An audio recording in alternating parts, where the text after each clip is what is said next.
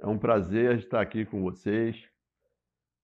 Vou fazer uma apresentação sobre a ideia da malha hidroviária brasileira de navegação com seus potenciais e divididos em 6 apresentações. Meu nome é João Gomes Ribeiro Neto, sou engenheiro civil, com especialização em portos e vias navegáveis. Podemos começar. Aqui nessa tela aqui, nós temos o panorama do complexo aquaviário do Brasil. Isso aqui é milenar, né? Isso aí é uma ideia. Hoje temos aí várias usinas hidrelétricas sem-eclusas, né? Que interromperam bastante a navegação. Essas são as aquavias principais, em azul, mais forte, né? Vocês sentirem o potencial.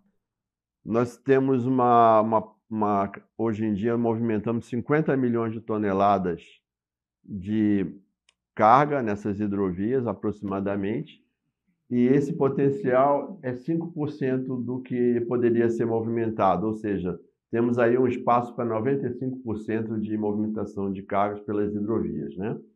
Aqui do lado esquerdo, abaixo, nós temos um mapa do Brasil com as tribos indígenas nas regiões aí.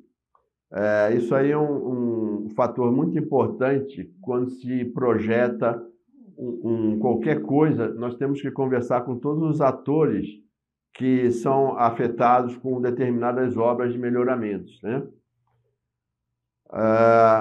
Nós temos também essa lei 9433 de 97, que fala que a água é um bem de domínio público. Então, a gestão dos recursos hídricos deve sempre procurar proporcionar o uso múltiplo das águas. Então, ela tem que servir para energia ou para navegação. Se tiver usina hidrelétrica, o que se recomenda e que era recomendado, que não aconteceu muito, era sempre ter eclusas, né? Em alguns rios aí, como o Rio Paranapanema, Rio Ivaí, eles não têm eclusas e são rios potencialmente navegáveis, tá? E no Paraná, por exemplo, e outros mais, né? Então, vamos lá, a primeira apresentação. Nós temos aqui a planilha dos rios navegáveis do Brasil. Então, temos as bacias, né? A amazônica, ela é uma bacia privilegiada porque ela não tem como não navegar, né? Você tem que movimentar as cargas por aquavias porque não se tem uma acessibilidade ferroviária e rodoviária em todos os trechos dessa região. Então, é o caso que o Brasil tem crescido muito na movimentação de cargas por hidrovia nesta região amazônica. Nas demais, umas estão desativadas e outras estão navegando muito pouco. Então, temos aí a Amazônica, Nordeste, Tocantins, São Francisco, Leste, Paraná, Tietê, que abrange São Paulo, Paraná, Minas Gerais, Mato Grosso do Sul e Goiás, né? Os rios são Paraná, Tietê, Paranaíba, Grande, Ivaí e Ivinhema.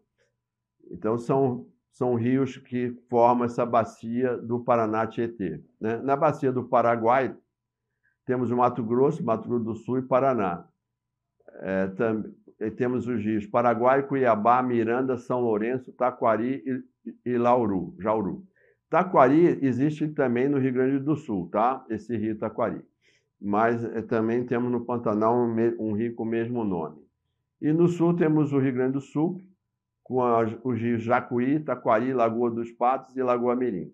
Embora o sul ele tenha uma capacidade aquática enorme, na navegação ele tem só potencial de mais 700 quilômetros, tá? Para navegação. E temos o Uruguai, Rio Grande do Sul, Santa Catarina, abrange essa região do Uruguai, que é o rio Uruguai e Ibicuí. Aqui nós temos revitalizar a navegação interior, equilibrar a matriz de transportes, né?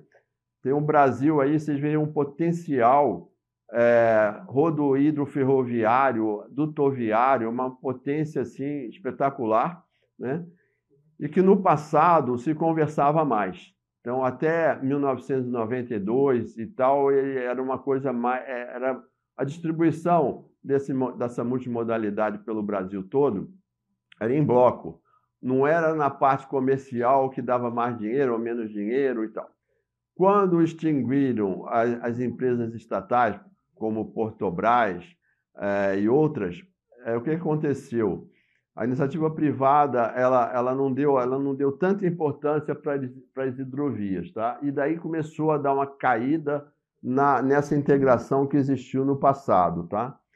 Então, digamos, até 1994 existia ainda um equilíbrio. Depois ficou crescente demais a navegação, o transporte rodoviário. Aí temos aí uma foto do engarrafamento que já houve várias vezes, tá, por rodovia. E estamos aí tentando equilibrar essa matriz novamente. Alguns exemplos aí de modais, né? E vocês têm uma criatividade aí para vocês perguntarem depois para qualquer dúvida para mim mais tarde. Vamos lá. Definição de navegação no Brasil. Navegação interior é realizada em vias interiores em percurso nacional ou internacional, em rios, lagos, canais, baías, angras e áreas marítimas abrigadas, tá? Lei 9537, de 11/12/97. E a Lei 9432, ela dita o caminho predeterminado ao tráfego aquático. Então, eles já determinam os pontos geográficos que estão pré-determinados para essa navegação. E navegação de cabotagem é realizada entre portos ou terminais do território brasileiro, utilizando-se de via marítima, podendo também adentrar ou sair de vias navegáveis interiores, classe 1, vocês vão ver nas apresentações seguintes, sem ultrapassar 200 milhas da costa. E navegação marítima realizada ultrapassando 200 milhas da costa do Brasil, com destino ou origem em países diversos. Temos aqui o exemplo de um potencial que já foi movimentado no passado, muito pelas hidrovias, na região, por exemplo, naquela bola vermelha ali, no círculo vermelho, chamado Tríplice Fronteira. Ali o Uruguai, a Argentina e o sul do Brasil, do Rio Paraná, ali, de Foz do Iguaçu para cima, ele movimentava muito grão do Paraná e da Argentina e subia o Rio Paraná até Presidente Epitácio, em São Paulo, e Panorama, e de estrada de ferro ele seguia até o Porto de Santos.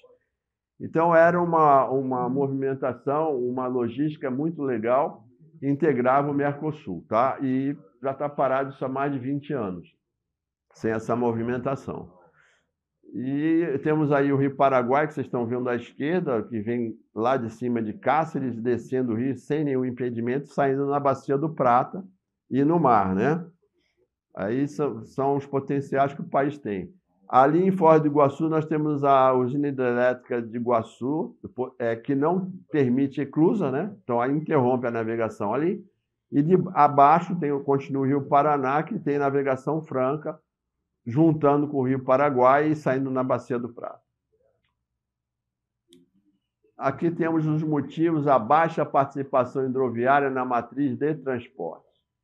Então, vamos lá. Mercado graneleiro forçou adaptações dos transportadores hidroviários que operaram carga geral e, sem apoio de aportes, adaptaram-se e não deu certo.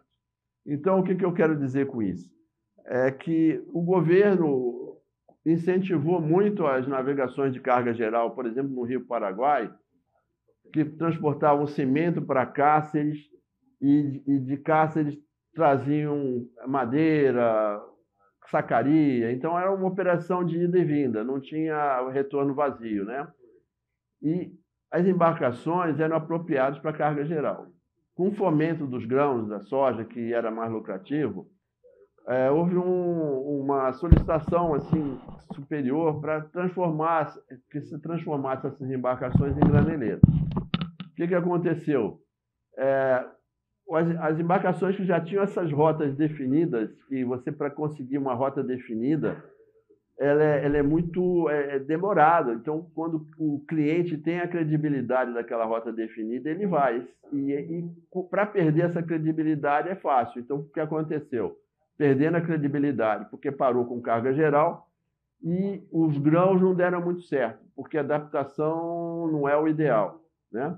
Então ficou sem uma coisa e outra, de Corumbá para cá, e parou, né? Praticamente parou essa movimentação de hidrovia de cargas, né? Por embarcações e comboios.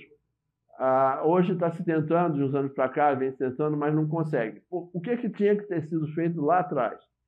O governo tinha que ter dado incentivo a novas empresas de navegação e não tirasse o que já estava funcionando. Então, dava uma esperada para esse transporte graneleiro de 2 anos até que as embarcações apropriadas ficassem prontas. Tá? Aqui, nós temos aqui os tempos e movimentos dependem de acessibilidade e investimentos em infra. O modal hidroviário não leva de porta a porta. Terminais interiores e vias secundárias desativadas impedem opções de utilização. Então, uma coisa puxa a outra. Parou lá, desativou o porto e tal, e como vai voltar? Ou então o transporte rodoviário ganhou o mercado. Ganhou o mercado, levando de porta a porta, com um custo Brasil muito mais alto, e é o que está acontecendo praticamente até hoje, e a ferrovia está ganhando seu espaço também, levando de porta a porta, andando 2.700 quilômetros, como é de Porto Velho praticamente até o Porto de Santos e tal, mas isso não é uma logística multimodal ideal. De repente, tem que se pensar melhor, utilizando-se também as hidrovias novamente. Aí precisa de uma política toda para verificar quais são as hidrovias do norte, que vai sair nos portos do norte, ou vai para o Porto de Santos, enfim. Então, isso aí é uma coisa a se pensar. Então, eu já falei que a Portobras, em 93, a partir de 93, começou a refletir na matriz de transporte, com a extinção da Portobras. Muitas alterações nas instituições que deviam manter projeto estratégico. Então, dessa forma, nós temos essa matriz aí, bem diferente da matriz americana, que está bem mais equilibrada, né? E dá para ver aí que a cabotagem e a hidrovia soma 12%, 10% de cabotagem e 2% de movimentação por hidrovias, né? E as hidrovias do norte, praticamente. Aqui nós temos 14 alterações, esse gráfico não está bom, mas a ideia que é importante, de instituições hidroviárias de 1911 a 2024. Então, vejamos, como pode você manter uma política de gestão se de governo em governo, de 2 em 2 governos, muda todo o sistema, muda o ministério, você tem um quadro de funcionários modificado, e antigamente nós tivemos um bom período sem essas alterações, e a Portobras ela era central, então a gente conseguia resolver tudo com ela, né? E nós tínhamos as bases distribuídas pelo Brasil, que hoje não tem mais, e dificulta bastante informações estatísticas e etc. Né? Então, antigamente tínhamos uma antiga estrutura, era assim, verde do lado direito, que era um boneco bem equilibrado, e tínhamos o órgão pensante GEIPOT, a Portobras ali ficava abaixo do Ministério de Transportes, e Sunamã, todo mundo trabalhando em parceria, portos e vias navegáveis também, de forma que havia as administrações hidroviárias das bacias, né? Tinha um superintendente para cada uma. Então, nós tínhamos, vamos supor, 8 superintendentes ou 9 superintendentes, e que cuidavam das hidrovias. E tinha os chefes de núcleo operacionais que cuidavam dos portos. E eu fui chefe dos núcleos de portuários, de hidroviários. Então, eu vi tudo isso acontecendo redondo, né? Então, hoje, com a estrutura atual, que agora mudou novamente, nós temos um caminho muito longo a percorrer, e que dificulta bastante você resolver problemas emergenciais, tá? É isso que é bom entender bem esse assunto aí. Segmentos que atuam no sistema, autoridades e agentes atuantes em um porto. Isso aí eu peguei, a fonte da matéria foi do consultor Frederico Bussinger, meu colega, que eu peguei na apresentação dele, que mostra aí os atores, né, da organização privada, operador portuário, arrendatário, despachante, sindicatos, amador, ferroviário, TUPS, operação logística, praticagem, rebocador, portos secos, hidroviário, rodoviário, enfim, tudo isso daí integrado para sair uma operação portuária marítima, né? E interior também. E público, essas entidades que têm que cuidar da parte agrícola, da fiscalização sanitária, ambiental, municipal, policial, portuária, alfandegária, marítima, Ministério Público, Tribunal de Contas. Então, é uma quantidade enorme de atores envolvidos numa liberação de repente, e isso daí também é bem complicado de dar encaminhamento, muitas vezes, numa organização e num corpo digamos, antigamente nós tínhamos essa organização mais enxuta, tá? Existiam esses órgãos, mas existiam as regras que a gente seguia. Caso acontecesse alguma coisa, esses órgãos entrariam e dariam um novo rumo, né? E, finalmente, aqui, uma análise. O que se propõe para você organizar tudo isso aí de novo? Nós temos que ter organização de governança, esse cérebro em amarelo, para poder botar as hidrovias planejadas e otimizadas. Então, dali, você tem que ter análise do cenário atualizando o banco de dados que estão desatualizados, incentivo fiscal de 10 anos para interessados nas hidrovias voltarem, combater fraquezas demonstrando pontos fortes das hidrovias. Isso daí eu sei mostrar. Organograma simplificado agiliza decisões estratégicas. Tem que simplificar esse organograma, que é um trabalho a 4 mãos, junto com as entidades que estão aí na gestão, né? Eles têm que simplificar isso aí. Criar plataforma com pulmões de apoio de distribuições. Isso é importantíssimo. Você não pode chegar com a carga de origem e destino tudo num lugar só. Você pode chegar batendo bola, jogando nos pulmões e depois dali 24 horas, devagar, pensado, 365 dias, sem trânsito, operar um porto, por exemplo, de Santos sem nenhum gargalo de horário de pico, etc. Então, isso daí é inteligência.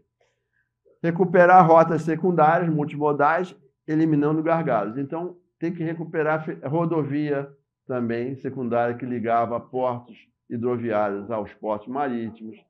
Tem que recuperar ferrovias como Presidente Epitácio e Panorama, que estão desativadas, que ligavam ao Porto de Santos.